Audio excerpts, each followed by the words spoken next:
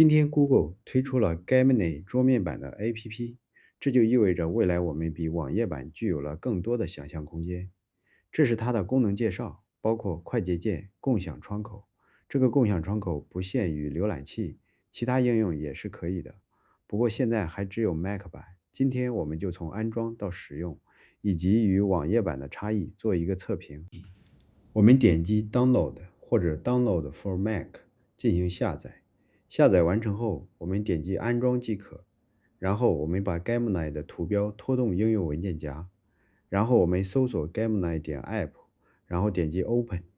这里弹出登录窗口，已经有账号就选择第一个登录，没有账号就选择第二个创建账号。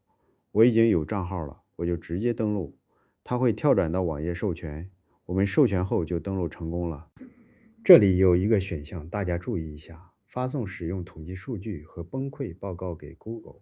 如果你比较注重隐私，建议取消选择，然后点击使用 Gemini，我们就来到了 Gemini 的主界面。我们可以看到，整个界面还是比较干净的。第一版看起来了还是非常克制的，没有花里胡哨的东西。我们可以看到，下方左侧的菜单都在这个加号里，上传文件和 Tools 选择都在这里。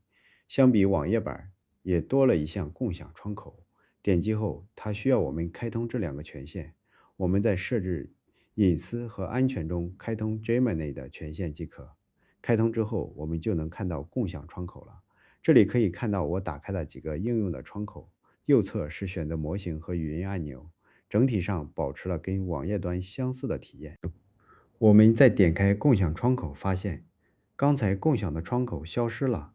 这个功能现在非常不稳定，经常切换一下窗口大小或者菜单，共享就没有了。我们等后续优化吧。下边我们测试一下它的功能如何。首先我们测试一下 Create Image 功能。我们让它生成一只狗在草地上追逐一只猫，后边我们都用这个提示词来看看效果。图片已经生成了，我们点开看下，右上方的菜单是分享、复制和下载。我们点击分享，它自动生成了一个分享链接。点击下载，可以选择一个目录进行下载。下边我们再看下生成视频功能的体验如何。我们还是这个提示词，我们选择生成视频，我们等它完成。好的视频已经生成了，我们播放看下。我们今天重点不是看效果，主要是跟大家看下功能。我们点击一下放大观看，我发现这里放大后 App 中也在播放，这里有两个声音，体验有待优化。放大后也有更多控制选项，包括共享声音和播放速度。我们在 APP 中点共享，出现的是共享链接，而放大后的共享是 AirDrop 等一些应用级别的选项。在 APP 中还有投屏播放功能。下边我们测试一下生成音乐的功能。我们还是这个提示词，我们让它生成一段音乐，试试效果。大概30秒左右，音乐生成了。我们看看效果如何。我们放大后，这里跟视频有同样的问题，就是两个都在播放，声音混杂在一起。音乐这里也有共享链接和投屏功能，连接外部设备进行共享视听和观看还是非常方便的。Google 的产品值得我们期待。下边我们再测试一下 Canvas。我们测试的主题是如何构建 Hermes Agent 多智能体。我们让 APP 和网页版同时生成。我们最后看一下两边的呈现上有什么差异。两个结果都出来了。我们来一下，我们可以看到 APP 只是呈现了文本的结果，上方没有网页端这些功能菜单，目前只能说满足了有，体验还谈不上。这一点我们等下个版本看。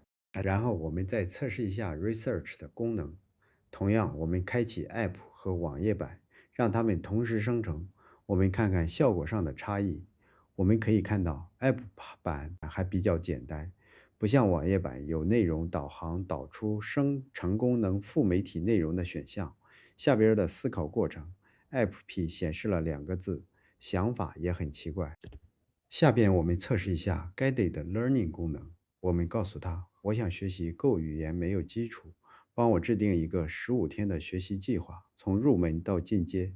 学习主要是一些内容的互动，我们可以看到两者差异不大。